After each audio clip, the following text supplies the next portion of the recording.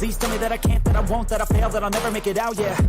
Please tell me all the bad, never good. Fill my head full of every single doubt, yeah. Please say any negative thoughts. I pop off when I hear people say I cannot. I get off to the thought of proving everyone wrong. I won't stop to the top, so you better back off and get lost. I'ma stay loud, stay proud, never running out, never heading south. I'll be spreading out, call it word of mouth. Can't put me down, I'll be getting loud. You can have it douse, not what I'm about. Have your feet cloud, it be raining out. I keep making sound, go another round. I'm legend bound, can't stop me now. You don't wanna fuck with me. A slow burn like a disease. Just tell me that I can and I'll show you things that you couldn't believe. Just tell me that I can. Just tell me that I can. Just tell me that I can. Just tell me that I can.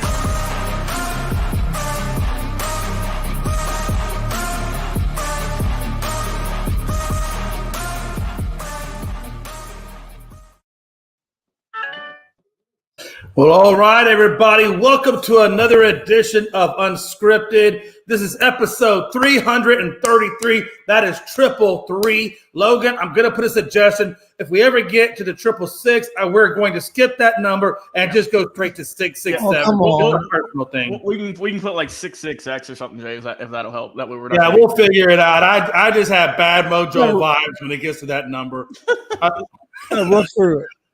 Yeah. I got issues. I got issues with that number. But anyway, hey, let me welcome everybody to the show. I am your boy, Jay McLovin. By the way, real quick, if anybody thinks about getting Xfinity, just know that they're going to charge you an assload of money when you try to leave that company.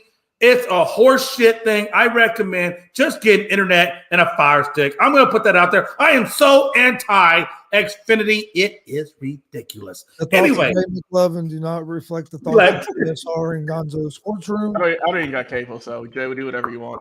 But I am pro Direct TV, so hopefully we get the Direct TV sponsorship. I was about to say Direct TV, AT&T, if y'all listening. All I use Xfinity for is internet. I don't have. Hey, listen, I tell you, brother. Sorry, but let me introduce the guy to my left or right, however you want it. There you go. This guy, this guy. It's Gonzo from Gonzo Sports Room. Gonzo, my brother, man, how you doing this evening? See, you're much better than that. I'm so not good at any of that. I messed up the first time.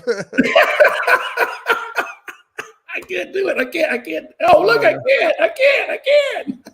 But Gonzo, how's it going, brother? Oh, no, it's going pretty good. Getting ready to watch some NBA playoff games. Reds play here in a little bit as well. So getting some stuff ready for this weekend. We're going to be at the Indianapolis Comic-Con with WCWO Wrestling. So getting stuff ready for that. We leave Thursday to go set up, and then multiple shows Friday, Saturday, and Sunday. I think there's 3 or 4 shows each day. So it's going to be a busy weekend of commentating some wrestling.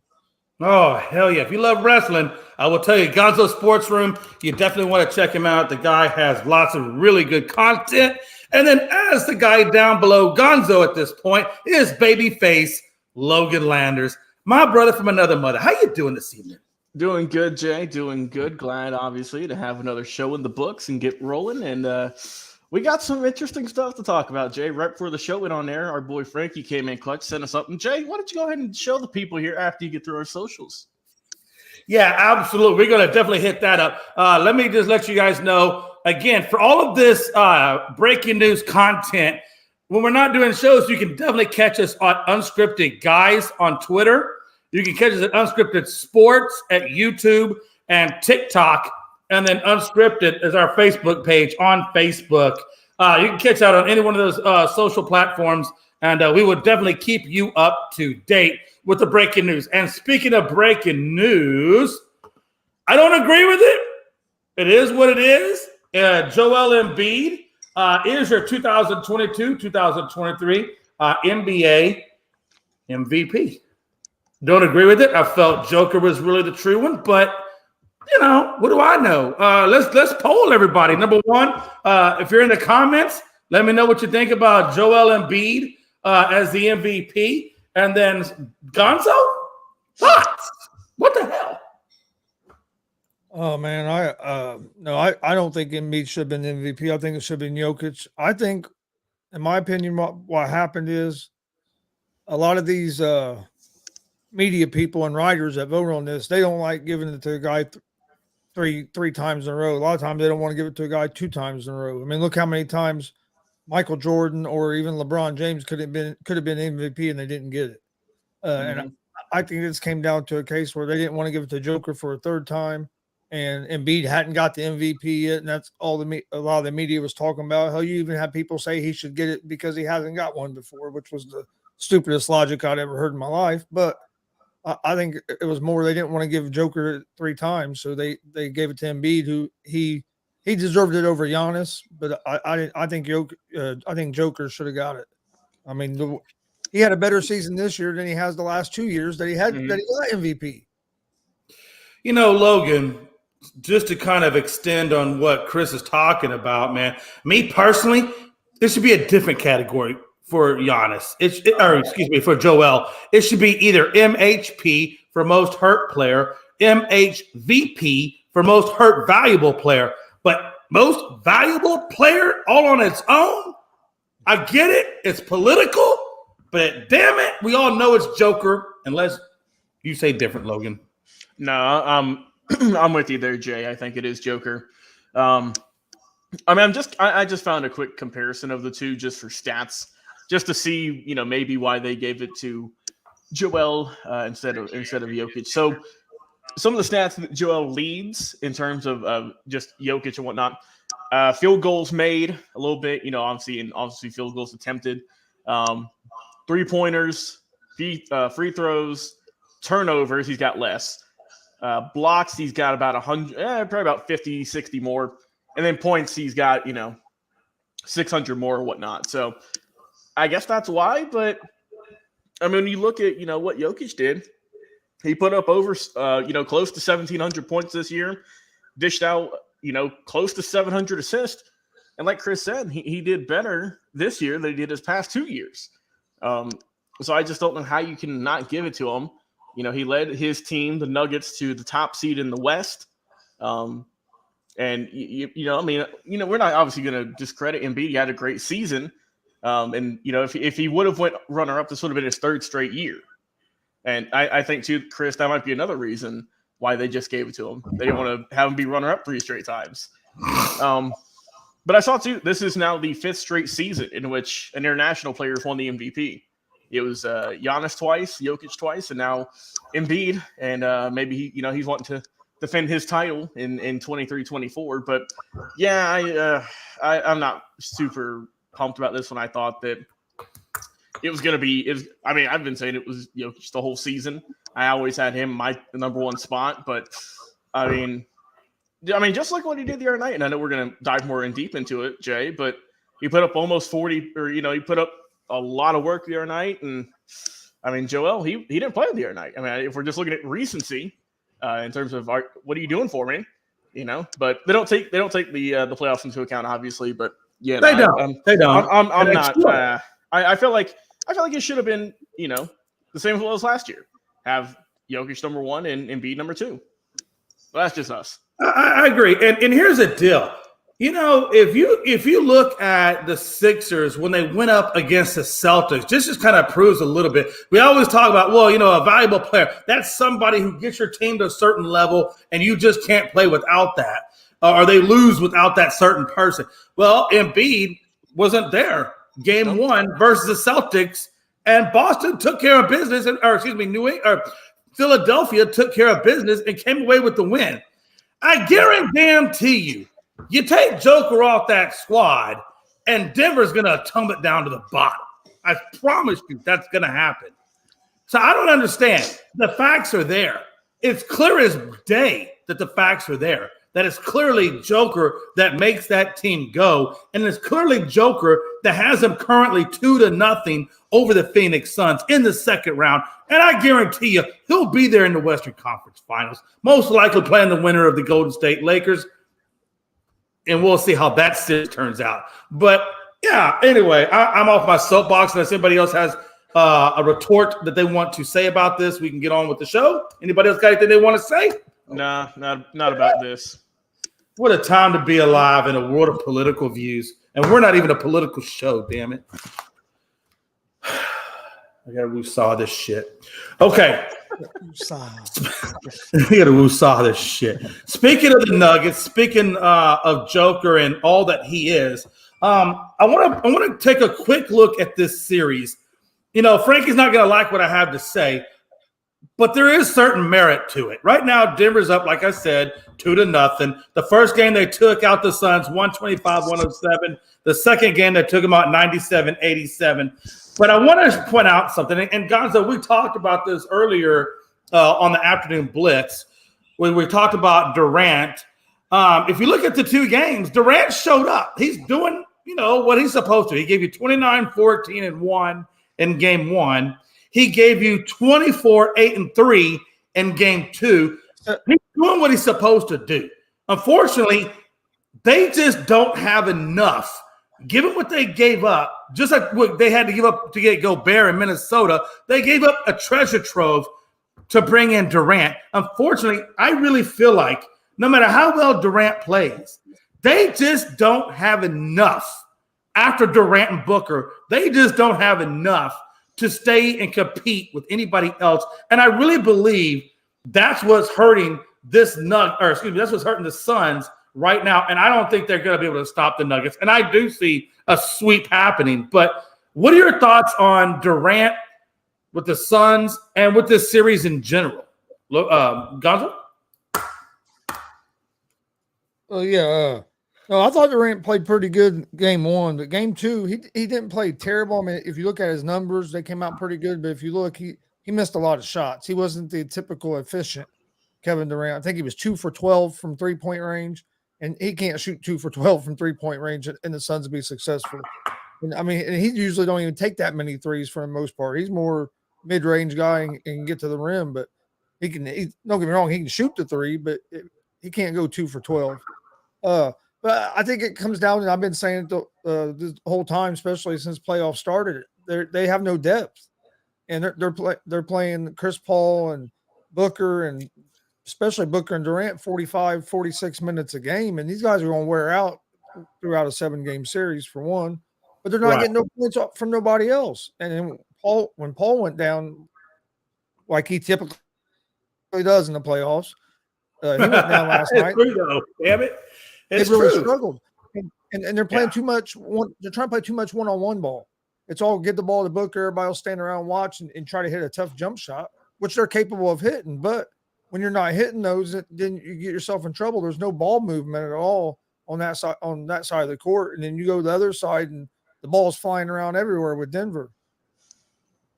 That's absolutely correct. And Logan, Gonzo brought up a good point. And just to expand on his point, Chris Paul does go down a lot. He just obviously went down last game with that groin issue. And God knows at his age, there's no telling what the severity of that groin is. And you look, just like an ankle, it's very difficult to play when you got a groin injury. So not only do they not have depth now, but then you lose your point guard. So now you're down to just really kind of Booker, Ayton, and Durant to take on the damn Denver Nuggets. I mean, I just don't see it happening. I really think that Durant trade extremely hurt them. But Logan, what's your thoughts, brother? Yeah, and also speaking on Chris Paul, I just saw here on Twitter from Shams and a few other sources within like the last 5 minutes. Chris Paul is going to be reevaluated in a week after an MRI on his groin. The Suns are prepping for him to be without or miss games 3 through 5. So, golly, that's done. That's so. And Jay, I forget which game it was and how many episodes ago it was, but whenever Phoenix, I think they got blown out in one game or they lost by a good bit. I told you on the show, Jay, I said Phoenix is solid on the starting 5, but that bench ain't doing nothing. Yep. And you got to have a good bench in the playoffs, or if you want to compete. Look at Golden State. They didn't do nothing in the regular season. They almost didn't make the playoffs. I mean, now they're in the Western Conference Finals, thanks to the Western Conference semifinals, almost finals, thanks to their play off the bench and whatnot, and some other great players. But for Phoenix, I mean, man, it seems like they've always just been right there. They just can't get over that hump. With Durant Durant's doing all he can. He is putting the team on his back and trying to do as much as he can. So you can't really put the blame on him for that. Booker's also shooting the lights out. Paul is obviously the older vet who's now going to be hurt for a few games, which, Jay, unfortunately, you remember what that was like back a couple, all those years ago with Houston. I do. With just with awful times with injuries with Chris Paul. So, I mean, it's tough for them. And with the way that, like I said, Phoenix isn't a bad team by any stretch, but, man, Denver is just a whole nother animal. I mean, that's a phenomenal team. And it's going to be tough to see what's going to go on. Frankie said all the blame goes on Durant.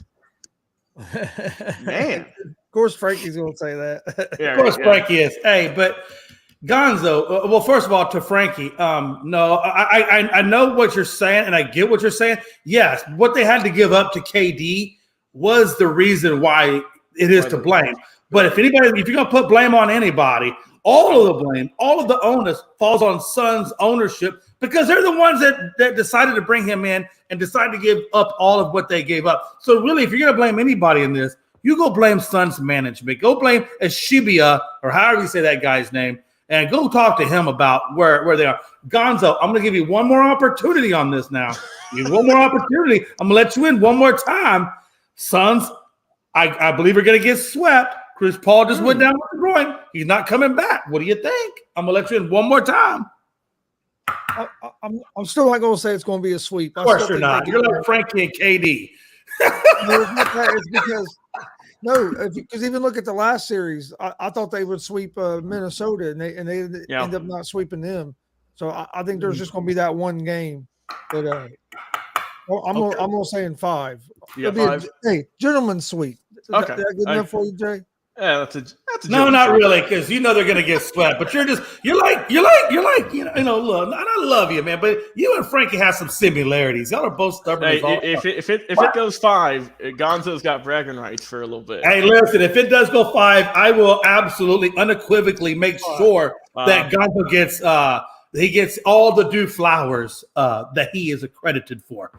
Let's move into the Heat Knicks. They play tonight. I believe it's 7:30 is tip off. No Jimmy Butler. There will be no Jimmy Butler tonight. The Heat did well against the Knicks, 108-101. So Miami does own the series right now at 1-0. But obviously, that could change without Jimmy buckets. You know what he means to this team. Everybody knows what Jimmy means to this team. Brunson is an incredible talent. We know what Brunson means to the New York Knicks. Again, I really got to be honest with you, man. I think I think the Knicks, just because Jimmy's not there, and I don't know if anybody else has that mentality that could take over like Jimmy does, from a leadership standpoint, from an aggressive standpoint. I don't think Adebayo can do it. He can barely, guard in the paint because he lets the white boys push him out. So I don't see him stepping up. But Gonzo, man, come on. Knicks, right? Well, I'm trying to find out if because I know Jalen Brunson and Julius Randle were both going to be game time decisions for the Knicks. So if they don't play, that's going to affect it as well. But if the Knicks are healthy, especially if Brunson plays, I think the Knicks win. I had the Knicks, or I still do have. I have the Knicks winning this series. But I just think Butler is going to get wore down trying to carry this team on his back like he is, especially if this series goes deep. Hopefully Randall gets back for the Knicks, but they need R.J. Barrett to play up to the level he has been playing. But then they need Brunson. Brunson didn't play like he had been playing in the playoffs in game 1 of that series. He was missing shots that he usually hits. So they need Brunson to stay performing like he was, and I think the Knicks will be all right. But like I said, I haven't seen for sure, but I know they were both going to be game time decisions. Yeah, Logan, just to kind of give you a little heads up. So the 3-point line from last game that Miami won, they won the battle at the 3-point line. They converted 13 to New York 7. They won the free throw. They converted 23 to New York's 12. And then New York did win the rebounding at 48 to 39. They also won the turnover battle at 13 to 9. And they also, which is really incredible, New York killed Miami in the paint, which is why I told you Adebayo is about as soft as Charmin. They got the points in the paint 62 to 38. Now you don't even have a Jimmy buckets. So how much more of those statistical categories is New York going to kill them on? Nah, I mean, New York's just gonna. I think this is gonna be a one-way just domination tonight with New York. Like you said, I mean, without Jimmy, this Heat team ain't gonna be doing nothing. I don't think they haven't really had that other guy step up yet. You know what I mean? I mean, they have not really had that one guy who can, and it looks like he might just be out for one game, but I mean, who's to say that if Butler's going to be the same player throughout the rest of the series? I mean, you got to have, Adebayo, Hero, just someone to help lighten that load on Jimmy because, I mean, he's Right. and it's like Glenn Richardson chimed in. He said he's going to be wore out like he's trying to fix a radiator in the 2025. I mean, yeah, that's exactly what happened. Yeah. That's how the Lakers won that series is because they just wore him down. I like that. Yeah, Glenn, that was a good one. I like that. Real quick, Jay. Real quick before you go in. Go ahead, Chris. Go ahead, Logan. Jay, You say real something? quick. Yeah. I just saw that Randall and Brunson are both going to play tonight. Okay, yeah, Nick's got this one. Yeah, I can't imagine for any life of me that Miami gets this game tonight. But I will say this, Jesus, if they did win tonight, if Miami could somehow pull it out, then I am definitely going to rethink this whole Miami thing. But for right now, I'm with you guys. I just think New York is going to kill them in pretty much every statistical category for the most part. I just can't see them not. But before I move on, I did want to point something out, and I did point out a minute ago, but I was thinking about it, and I found it. I wanted to go back just for 2 seconds. I want to give you one stat on Joker. And again, this is another reason why I felt like Joker is the MVP. Let him know, Jay. Hold on. I'm just telling you, look, you can't make this up, okay? Yeah, point across. Damn it. If I could just beat it into them. Joker gave you in game 1 24 points, 19 rebounds, and 5 assists. Then he comes back in game 2 and he gives you 39 points, 16 rebounds, and 5 assists. This dude is killing the points. He's destroying the rebounds, and he's still giving you 5 assists. Damn near 5 assists from 2 triple doubles. I mean, I just wanted to get that off my chest so people can say that I'm sorry the MVP's a fraud. Okay, I said it. Anyway, moving on. We did wrap up one series. Or should I say the last of the first round got wrapped up with Golden State versus Sacramento, obviously 120-100. And Golden State does go on to win that, and they're going to obviously play the Lakers in tonight's game. But I just wanted to kind of point out the reason why I want to talk about that series specifically, or that last game specifically, because I think it carries a lot of weight into this Lakers and Warriors game 1. Obviously, Steph balled out. I mean, he just balled out with 50 points and, I forget, 8 rebounds and 6 assists. And again, I felt like Thompson let him down. He went 2 for 10 at 3-point land. And I felt like Wiggins, who went 1 for 5 from 3-point land, went 5 for 16 as a whole. And Thompson went 4 of 19 as a whole. When you're shooting like that, the only reason they beat Sacramento is because Sacramento was shooting worse than they were. Sacramento gave you 37.5 field goal percentage, which is pathetic. So the only reason, and again, the only one that showed up for Sacramento was Sabonis with 22, 8, and 7, and he went 10 of 16 from the field. So if it wasn't for Sabonis, God knows where their field goal percentage would have wound up. But when you go up against this Lakers team, and again, the Lakers got to do the same thing, right? They're going to have all hands on deck to go against Golden State, especially at home. But how big is this going to be? Is it going to be an issue that Wiggins and Thompson aren't really necessarily playing to their fullest extent? I don't think it's going to be an issue because if you look at the game before that, I think Thompson had like 25 points. So it wasn't like he played that way the whole series. Now I think they're going to go. Golden State's going to need Thompson and Wiggins and Poole to play at a consistent level in this series against the Lakers. They can't be having them guys shoot like that multiple games. No, but I'm not real worried, like I said, because there was other games where Thompson was hitting it. Seemed like everything he threw up a couple times, and Wiggins had some good games as well. But the guy that I think gets that train moving, of course, Steph Curry. But besides him, is Kayvon Looney. Dude's getting like 19, 20 rebounds. Yeah, and sometimes 9, 10 offensive rebounds. And he's been real big in the playoffs for the Warriors. He gets kind of overlooked.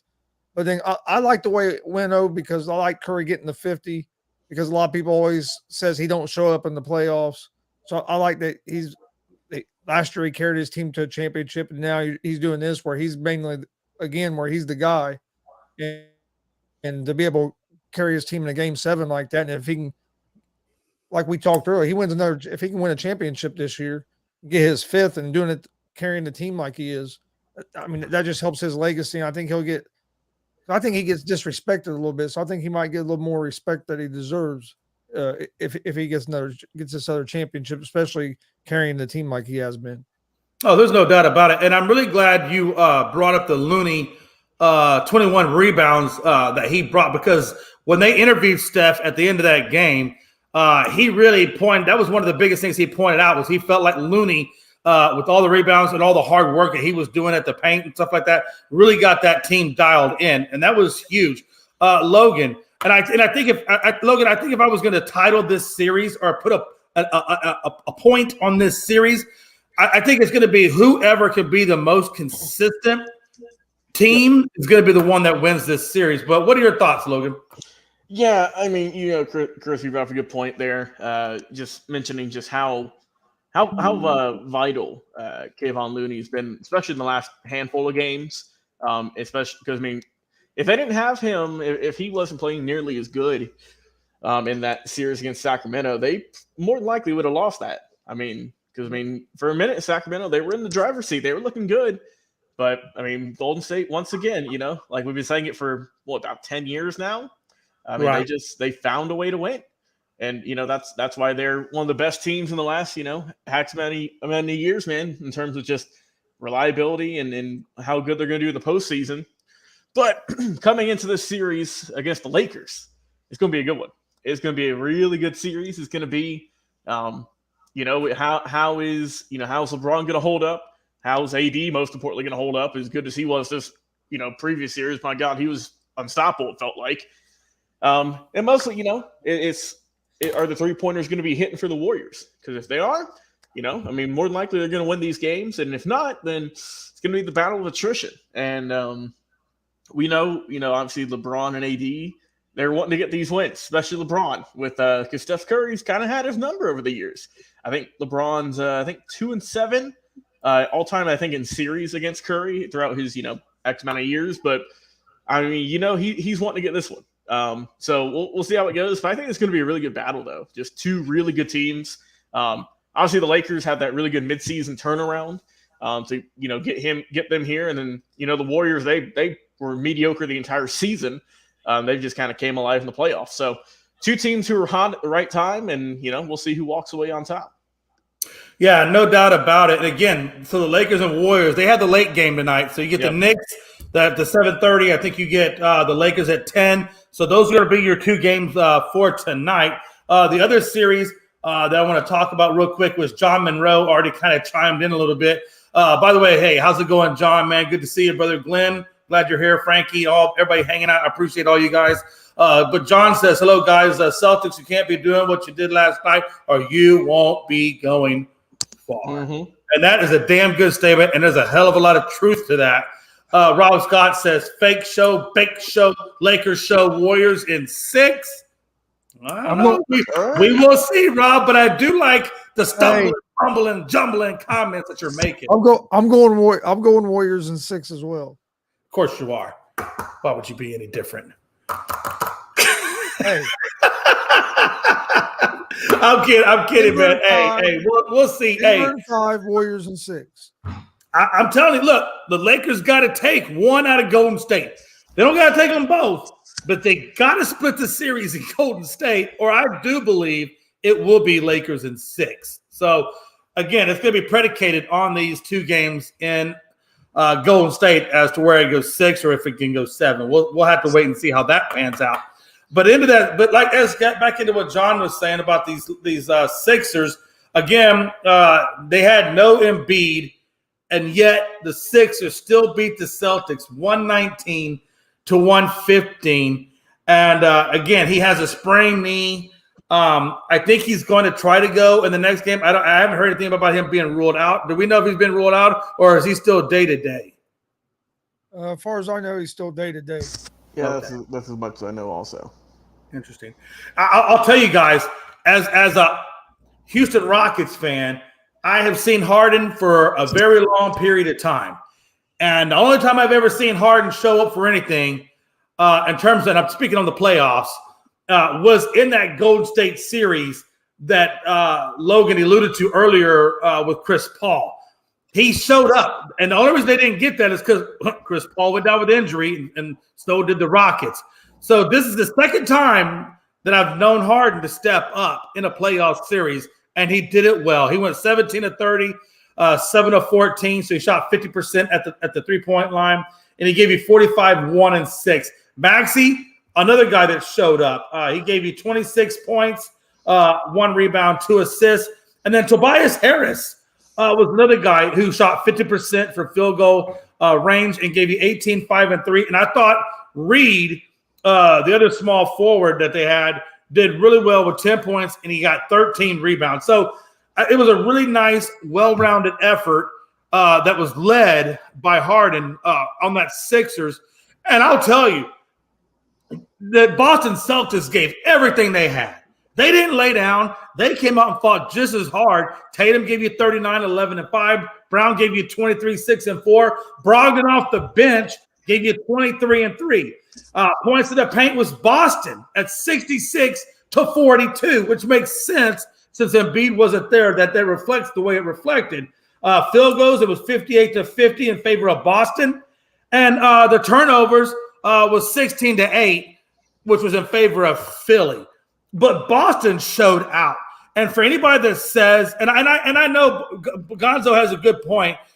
He felt like they did steal it because it was an Embiidless team. I still feel like they took that. They went into Boston, gave them the big FU, the big middle finger, and walked away with the win and said, Boston, we took the best that you had. You had us at our weakest, and we still took you in your own hometown. What a time to be alive.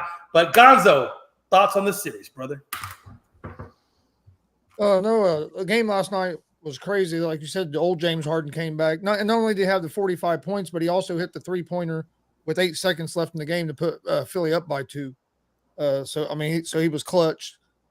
The reason I say they kind of stole that game is, you're right. They went there and took it, but they kind of stole it because you don't have your best player. But also, Boston, you can't turn the ball over 16 times in a playoff game. yeah, you ain't gonna do it. But that's really what killed Boston. Hell, there at the end in the last few seconds, they threw a pass right to the I think it was to Maxey, right to Maxey. Maxey goes down for a dunk to like tie the game, and it's like Boston had control of that game there toward the end, but some turnovers flipped it to the 76ers, and they were able to take advantage of it. So I think it's a big win for the 76ers because now you basically have home court advantage. And Absolutely. All the pressures flipped on Boston to at least try to split home court now. Absolutely, Logan. He made some really good points. I think game 2 in Boston is going to be the telltale sign. Can Harden come back and duplicate that effort? I have no doubts in my mind about Tobias Harris and Maxey. I think they'll do just fine. But it's really going to be if Embiid is not there, can Harden come back and be that leader again? I think it's going to be huge. If Embiid is there, then I think we're going to see something special. Logan? Yeah, it's going to be interesting, Jay, because, I don't think any of us kind of thought that James Harden was going to do what he did last night. Obviously, we know he's done it before, but since he's kind of, went over to, even Brooklyn and then in Philadelphia, he's played second fiddle, which he's done fine. He's done a good job there, but, I think, he knew that with Embiid out for the night that he needed to step up. So that's exactly what he did. Came in clutch, scored a lot of points, and a lot of them in clutch time too, to help get the game 1 win, get things off on the hot start. Now, like you said, the real question is if Embiid's out for game 2, which we're not sure yet. How will it work? How will it go? Will we see what he did in game 1, or will we see maybe not so good of a night shooting? So that's really how it's going to be. And as for Boston, just way too many turnovers. You can't have that many turnovers in any playoff game. Don't matter if it's 1 through 7. It's going to be hard to win. Rob said if Boston didn't win, do you split Jalen and Jason? Oh, I don't know.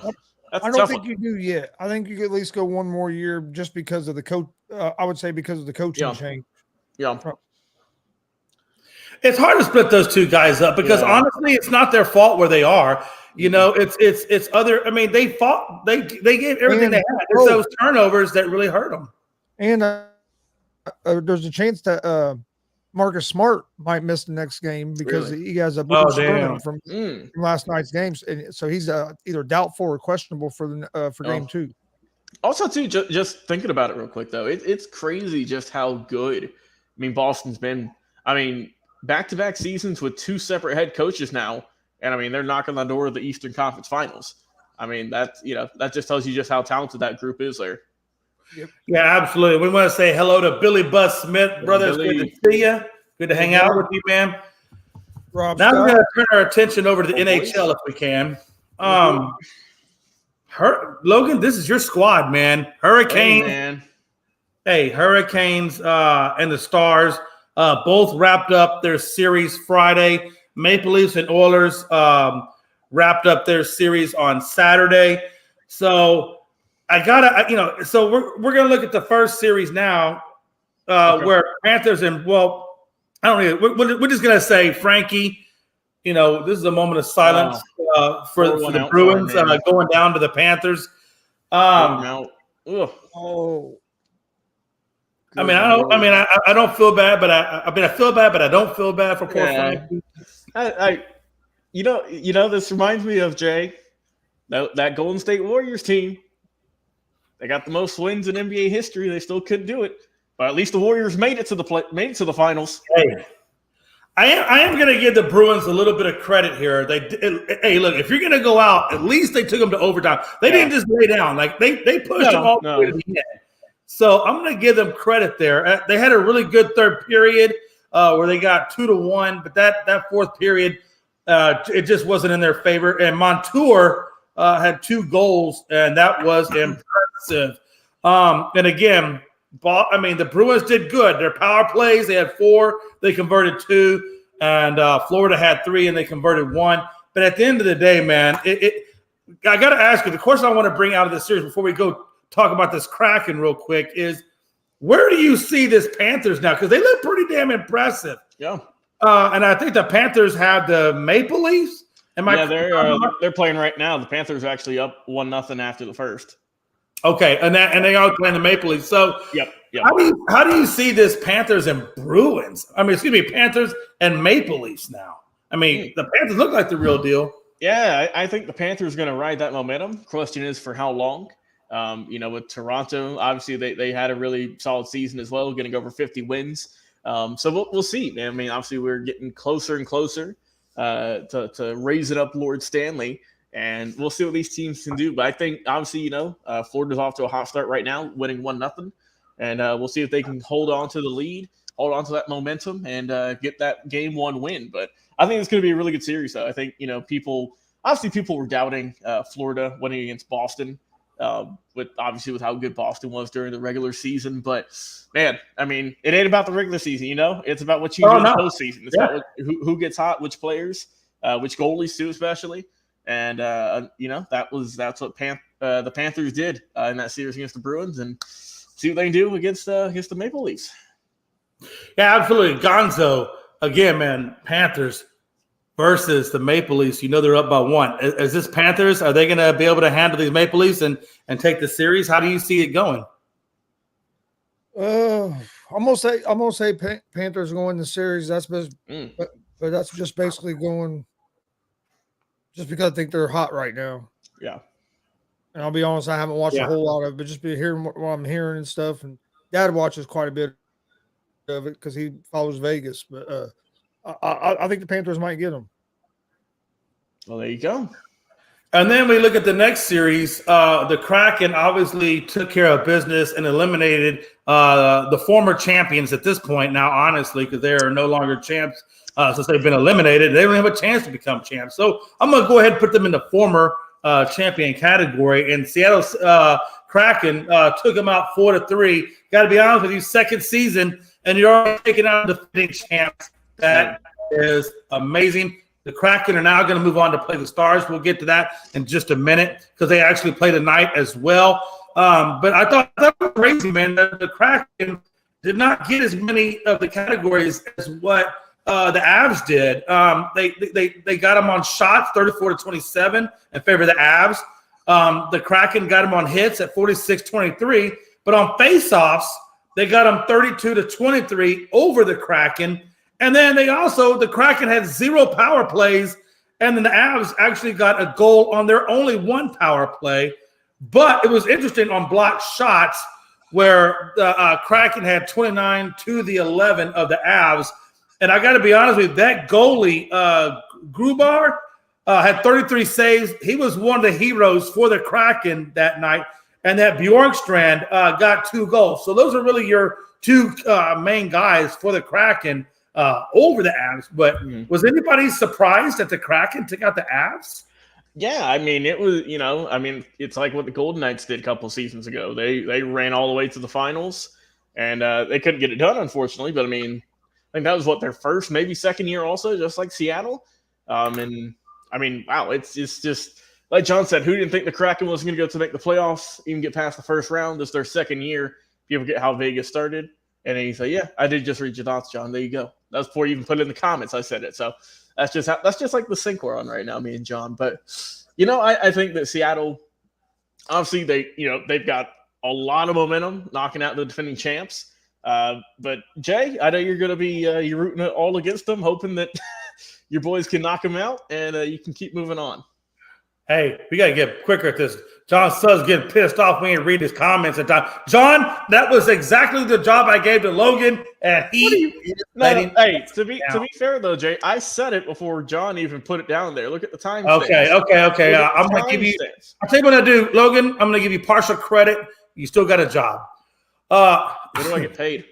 Yeah, you tell me when I get paid something. He said I got some golden coins. Actually, if we want to get paid, we got to go talk to Freddie Henderson. Who? Oh, that was a quick shot. I should have said that. Strike it from the tape. But no, Gonzo, man. I know we talked about again. We talked about this also on the Blitz. Can the Kraken be too much in that oxytocin love phase? In that elated phase, coming off that win over the defending champs. Can they get back to business? Can they get refocused and come at the Stars? And who do you think is going to win that between the Stars and the Kraken, since we got game 1 tonight?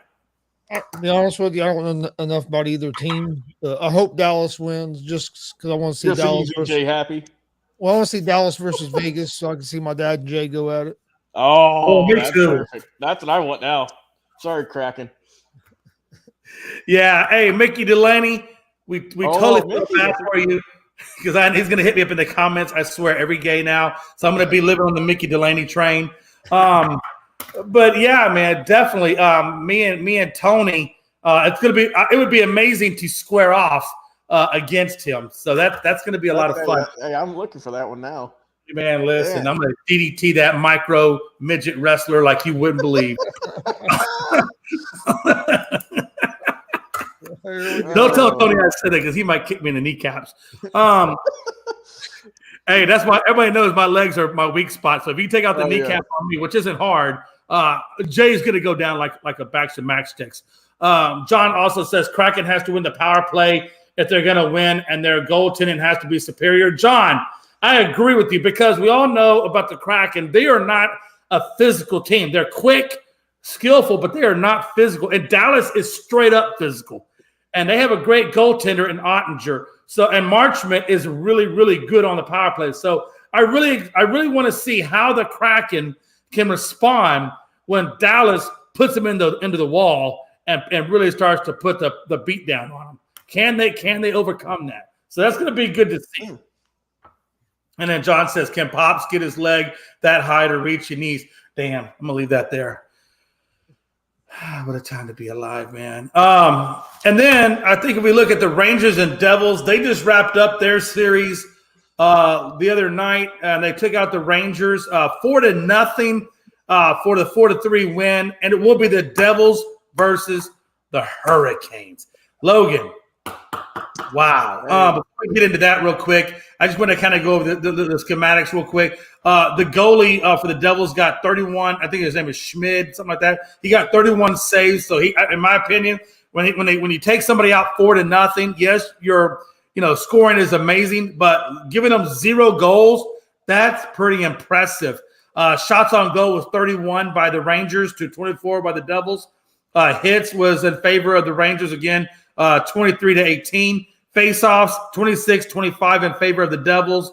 Power plays, 4-3 in favor of New York, but 0 goals were scored. I thought it was interesting that the takeaways, the Devils took it away 20-3, but they gave it back 14-6. But at the end of the day, it was, I think, the goalie play that kept them from getting a goal that I thought, in my mind, was pretty damn impressive. Gonzo, to top it off, this is the first series win the New York Devils have had since 2012.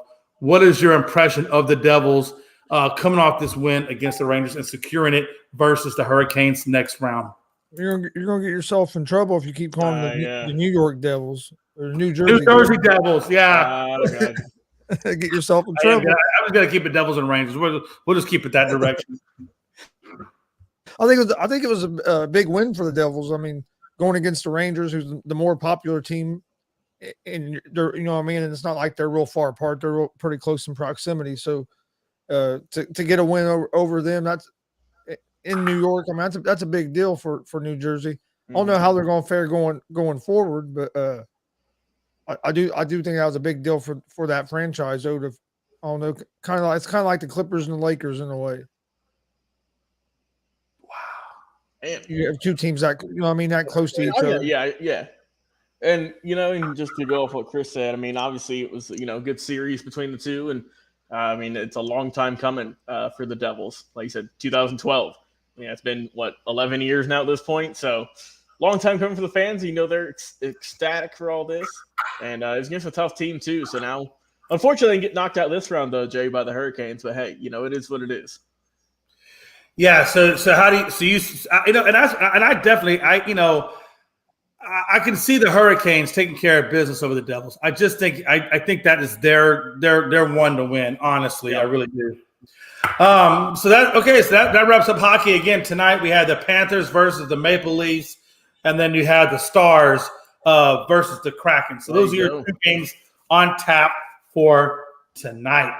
Yeah, baby. What a time to be alive. Let's talk a little Xander Bogaerts making history.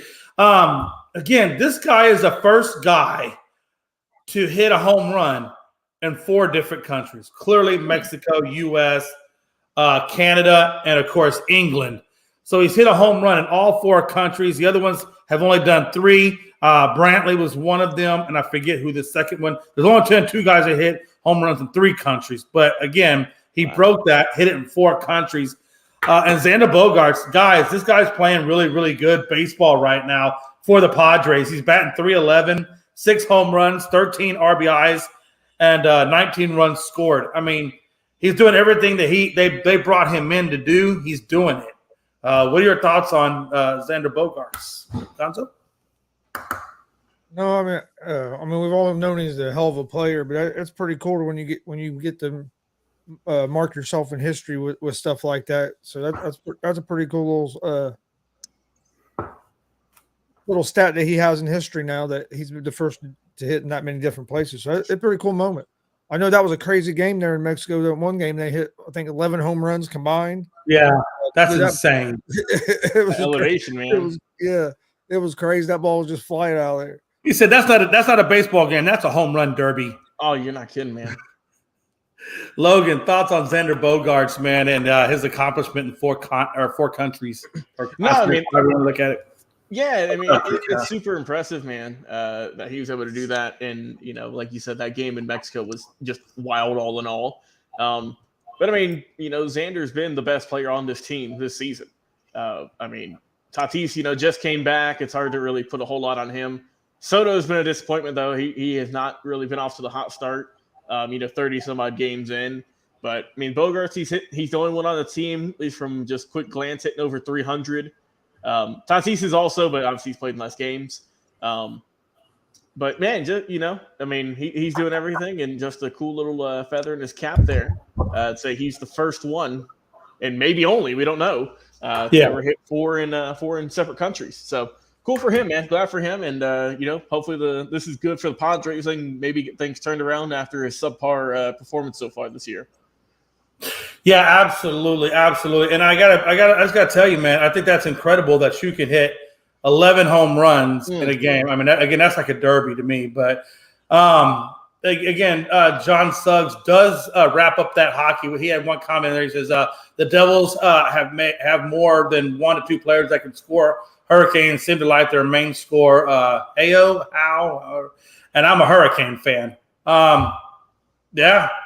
Again, and their defense was stellar against the Rangers. So we'll see how the Hurricanes can match up with that. I think it's gonna, Logan. I think that's gonna be a damn good series. No, yeah, it is, man. I mean, we're getting closer and closer, like I said, with the NHL playoffs. So now we get to see hopefully a lot more deeper games. Hopefully going 5+ and whatnot. You didn't like all those overtime games that we got in round 1. That wasn't enough. Those are great. Those are fun. But I want to see them. I just want to see it continue. I just want to see it throughout the entire. Oh no, I definitely think it's going to continue. That's what I'm getting at. I just want to see it throughout even more. Oh no, I guarantee you. I think that trend is definitely going to continue. All right, let's get into some closing breaking news stories.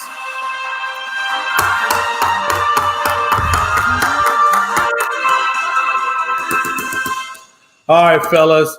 Dion has made it known that he is ashamed at the NFL. Shame.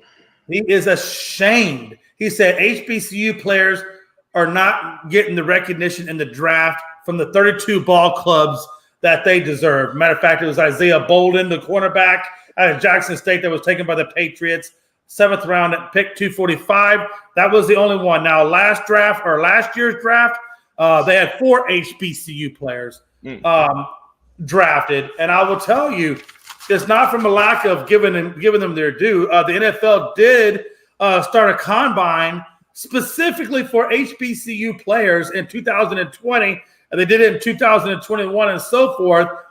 This year, 47 players, 47 attended that combine, and all 32 teams were in attendance. I don't know what to tell you, Dion.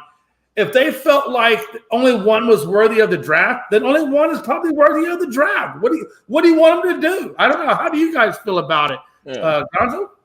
And that's the thing. It's I mean, these scouts evaluate these players, and they all have the same opportunities. But the one thing that does get you is that, and it don't just go for the HBCUs. It goes for any smaller, even small colleges. If you play at a smaller college, that makes the chances that actually can decrease your chances of getting to the NFL because of exposure. And these scouts, these guys that play in the top big Power 5 conferences, Big 10, SEC, all that, the scouts see them players all the time. They're always on TV. Where these HBCU and even smaller colleges like the Mid-American Conference, like at Ball State, where I'm at here in Muncie, then you don't get a lot of exposure. So I think it's more to do with the way we cover the sport gets covered, and some of that isn't even just exposure; it's competition. It's like, well, these players played against Alabama and this, where this was against one kind of level of competition. So I think that's something that hurts them some as well. Yeah, I agree, Logan. Even if these guys don't get drafted, you can't tell me that those 47 players from HBCUs that attended that combine are in some way being picked up as an unsigned free agent and still given an opportunity to play, even though they weren't drafted. That happens. It just happens sometimes, right? No, yeah, and obviously I understand why Dion is frustrated with this. It was as much work as he did at Jackson State. What he did for that program. I get why he's frustrated, but like you said, though, I mean, it's not like there was a lack of trying. You mentioned the combine for the HBCU players. You mentioned all teams were there. That's just the way it shakes out sometimes. Like I said, I understand why he's frustrated, but unfortunately, that's just how it went. Sometimes that's just how the draft is. That's how life is, and just got to move on and hope for next year we get a few more players. Like you said, there was 4 in not this year, but the previous year. So had a dip this year, but maybe we can come back strong in 23, 24. Yeah, absolutely. Absolutely. The next thing I want to kind of talk to you about, again, we're a little all over the place, is I want to talk about Bennett and Duggan. They both got drafted by LA teams. Obviously, Bennett went to the Rams. Duggan went to, or Duggan, however you want to say his last name, went to the Chargers. I thought Duggan got the better end of that stick a little bit because he's got 2 other guys from TCU that went with him. One was Quentin Johnson. The other one was Darius Davis. So he does have some teammates there to kind of, hang out with. And I think he went 7th round, 239th. And I got to be honest, I like Duggan a little bit better than Bennett. That's just my personal preference. I think it's more of a character and heart type of thing. And if you want to look at his heart, just go watch that championship game. Even though he lost it, just go watch that 4th quarter and see what Duggan is really made out of. And then, of course, you got Bennett that was selected by the Rams. He was a number 2 vote getter for the Heisman. He went in the 4th round at 128. I do think probably maybe Bennett would have the more likelier chance to get a start just because Matthew Stafford obviously is a little older in the tooth. So I think he probably will most likely get an opportunity before Duggan does. But, again, 2 good teams, 2 great quarterbacks. Did they get drafted where you thought they would get drafted? Consul? Yeah, kind of. I think Bennett might have. A lot of people thought Bennett might even get drafted a little bit later than what he did. Right. But I like the pick by the Rams with Bennett. I think he takes some criticism. Sometimes he really don't deserve because the dude. I mean, he won 2 national championships. I mean, it ain't like he's a scrub. He can play. Right. I think it was a good move for them. They have Stafford, but if Stafford's not healthy, and how many more years is Stafford going to play? Yeah, he ain't got much probably. So you're getting a guy in the 4th round, and we've seen teams hit on quarterbacks 4th, 5th, 6th round. So, I mean, I think he's walking into a good opportunity because he probably has a chance of playing sooner than Duggan does. But I like where Duggan's at there too because, like you said, he has 2 former teammates with him. And hey, Herbert's had some injuries, so I think it was a smart move by the Chargers to try to get a competent backup in there. That way, if he is hurt, or Herbert goes down, you have somebody else. So I like both picks by both teams, but I do think Bennett has a better chance of playing before Duggan does, just because of the situation he's in. Yeah, I definitely agree with you on that as well. It's going to be interesting, again, to see how these guys pan out in their careers. Switching over to baseball real quick, I just want to kind of talk about DeGrom. This is the second time he's gone on the 15-day IL with the right forearm tightness. He exited in 3 2/3 innings his last start. I don't know, guys, man. The Rangers don't seem to miss too much of a beat when he goes on the IL. They their other pitchers seem to pick up where they left off, and they seem to keep rolling no matter what. I almost wonder, do you think maybe the Rangers made a bad investment bringing in DeGrom? I don't. I mean, that's too early to tell, Jay. That's I don't know. That's a little too early right now. I will say though, thank God it's not Tommy John surgery like some people thought it might be. I mean, anytime you see someone go down with his forearm, you might think the worst. Right. But, I mean, like I said, it's not as bad as I think it is. And like I said, Texas is, they're kind of surprising right now. They're a team that people thought, I mean, they're kind of questioning coming into the year. You didn't know how they were going to do in the West. With Jay, with your Astros, obviously on top, the Angels, who everyone says this might be their year, they break through, and then the Mariners had a good season. The A's are just kind of there, just hanging out until they get a new stadium. But I mean, like I said, thankfully it's nothing too severe. He's going to miss a little bit of time, but nothing. It's not nearly as bad as some people thought. So, but no, I'm not going to go out on a limb and say that was a bad investment already. Even though, like I said, we're early into the year and he's already missing time. But if it continues, then I might get a little hop on that. But for now, I can't get on that. Yeah, absolutely. And John Suggs says then you could play devil's advocate. Most pitchers come back after Tommy John and throw faster. I think the best example of that was Verlander, who got the Tommy John and then, came back and took the Cy Young. So, I mean, if he did have to have Tommy John, what's the worst case scenario there? Gonzo, what do you think, brother? Yeah, I kind of agree with Logan on it. I don't think he's going to I don't think you can say it's a bad investment yet. I think what they need to do now is get him healthy. Like you said, the other pitchers are pitching pretty good right now, so you have some time here. You don't really have to rush them back. So I think a lot of it's going to be getting them back, and you want him to be strong after the All-Star break. You're not really worried about this part of the season, especially the way you're playing right now, because you go off to a pretty good start. So they got time. I think they'll take their time, handle it right, and then you got to hope he recovers and can stay healthy. But I think I agree with Logan. Got to see a little bit more of the season before we can say it was a bad move. But it's going to be interesting. Yeah, Judge is already on IL after getting a new contract. That's crazy. That is crazy. And I know Frankie's over there, just cursing the winds that Judge is on the IL. I mean. Yeah, I get it that it happens. It's just to me, you spend all that money for this guy, and this is the second time, that he's gone on the IL, and and I get that it's early, and the fact that it's early and he's already having these issues, is that going to be a pattern as you go through the season? You know what I mean? Well, that's what I'm saying. It could be a good thing. Could end up being a good thing though, because you get him rest, get him healthy, and then toward the end of the year, your hope if he's healthy, he's going to be stronger because he has right. He has rest. We're going to need him big time in the playoffs. Yeah.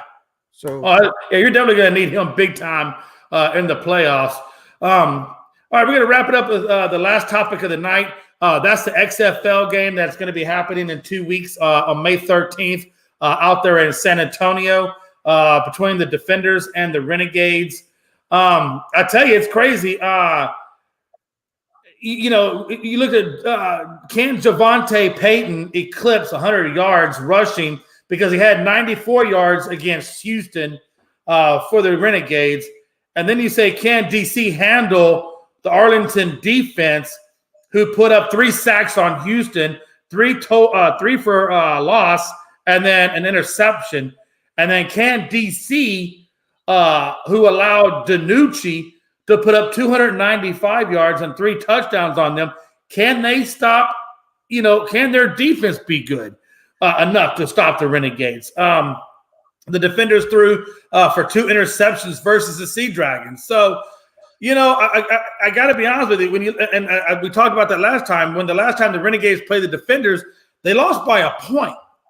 So, I think it's going to be a good game. I think it's going to be a well-fought game. I do not see a blowout at all. And I do think the Renegades can upset the Defenders, but it's going to have to be an all-hands effort, and they're going to need a big-time run game out of Peyton to really test that Defenders defense. But, man, I think it's going to be exciting. Gonzo? Yeah, I think it's going to be a good game. I have the Defenders winning it, but I think it's going to be a real good game. I think the key to the game is going to be if Arlington's defense can stop the Defenders' offense. The Defenders' offense has been one of the better offenses in the XFL all season. Defenders only have the one loss. Like you said, that was a real close game last time they played Arlington. So I expect it to be a good game, but I think that Arlington's going to play good defense, and if they can run the ball and control the clock, I think would really help them too. Keep that Defenders' offense on the sideline as much as you can, and I think that would be 2 keys for Arlington to win the game. But it's going to be it's going to be fun. I'll probably have to watch replay of it because I'll have to be at a wrestling show that night. But I'll be keeping track of it while we're at the wrestling show. But yeah, I think it's going to be a good game. Yeah, I do too, man. I really think John Suggs is calling the upset now, so that means he's on board with me with the Renegades taking it over the Defenders. It's going to be good, man. It's going to be good, and we will see on May 13th who comes out to take that bad boy. All right, we'll get into some final thoughts. Gonzo, I know you got, like you said, some wrestling things coming up this week. I know you're leaving Thursday to go handle business with that. What are your final thoughts, bro? Well, actually, I'll go ahead and announce something that I actually just a few minutes ago came to fruition. Like I've been saying, we're going to be at the Indianapolis Comic Con this weekend with WCWO Wrestling. Be multiple shows Friday, Saturday, and Sunday. I think at least 3 shows a day, maybe even 4. But tomorrow night, 6:30 p.m. Eastern, the owner and promoter of WCWO Wrestling, JKO Joey Owens, he's also a wrestler as well. He's going to join us tomorrow to talk about the big weekend this weekend at Comic Con and about all the shows and times and stuff like that. So join us tomorrow night, 6:30 p.m. Eastern. JKO's been in the business for he's a second generation. His dad was a pro wrestler, ran it, so he's been in the business forever, and runs one of the best promotions in the state and one of the best training schools in the state as well. So check tomorrow night, 6:30 p.m. Eastern. I'll be putting a graphic out about it here in just a little bit. I'm going to actually make one here after we get off. Like I said, just got this set up just a few minutes ago. So Nice. he'll be joining us tomorrow. Then we got Comic Con this weekend, and then next weekend we got the Bearcat Rumble. It's a fundraiser for Muncie high school wrestling team and the Muncie Wrestling Club. Going to have a couple midgets on the card. I think they're going to be in a steel cage. Half the show is going to be steel cage matches. Everything after intermission is going to be steel cage matches. Going to be a great show. JKO, the guy's going to be on tomorrow. He'll be on that show. So make sure you join us for that. That's May 13th, 6 p.m. Eastern, YouTube, Twitch, Twitter, at Gonzo Sports Room. And hit that subscribe button on YouTube at Gonzo Sports Room. We greatly appreciate it. Hell yeah, man. That's a lot of good stuff. Make sure, like Gonzo said, you can check him out tomorrow night at Comic-Con. That JKO thing, man, that's gonna be huge, as well as the other events you got going on. Yeah, make sure you check Gonzo out there and at all of his platforms at Gonzo Sports Room for all the information. Who do I think is going to win tonight? You know what? I want to see Lakers win. I do. Mike is going to go crazy if they win. So, yeah, I'm going to pull for the Lakers tonight. I do think they can win. If the Lakers can go out in there, I got Warriors. Consistently, I think they can win. But it's not going to be easy. You're going into the Lions' den. And the Lions, man, when they come out, it's going to be nasty. It's going to be a good game. I hope it's going to be a good game. We'll find out. Gonzo, your thoughts? I know you kind of said Warriors, so I know you're going to say Warriors. So, yep. I can almost read the mind. But no, yeah. So there you go, John. I can tell you, Gonzo's riding with the Warriors tonight. I'm riding with the Lakers. We'll see about the Titans go at it. LeBron James versus, good Lord, Seth Curry. My mind went break from it. Versus Seth Curry. So we'll see who comes out of that one. Again, check us out on our platforms as well. Saturday, I do want to point out Saturday, we're going to have an interview with a hockey fan that has a fan page and talks a lot of hockey. We're going to be talking specifically will Georgia be getting an NHL team? We're going to talk about the likelihood. We know the Atlanta Thrashers obviously left here. And so we'll see who is going to come and replace them. It should be a very interesting interview. I don't think you're going to want to miss that. That goes down Saturday at 1 p.m. And then also check us out on our following pages at Unscripted Guys, all one word, on Twitter, Unscripted Sports on TikTok and YouTube, and then obviously Unscripted at Facebook, man. Gonzo, man. Had a lot of good comments tonight, man. Boy, John Suggs showed up. Billy Buzz showed up. Rob Scott showed up. A lot of good people hanging out with us, and we absolutely 100% appreciate them. Yes, we do. All right, folks, man. Yeah, make sure you check out. I never know what the hell that means, but I'm going to go with it. Is there going to be an afternoon blitz tomorrow, or are you going to be afternoon? Wait, tomorrow's Wednesday, right? Yeah. Do afternoon show tomorrow. Okay, so catch me and Gonzo tomorrow at 1 p.m. On the afternoon blitz. So we're going to have a good time. Baseball show in the morning.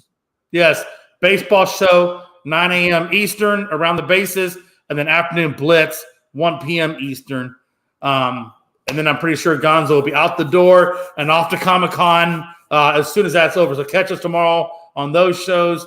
And as always, man, it's your boy Jay McLovin. We had Logan Landers on earlier today and Gonzo as well from Gonzo Sports Room. Much love, and I love these guys. Frankie, he commented tonight. Appreciate you commenting and hanging out. And until next time, it's your boy Jay, Unscripted. Deuces.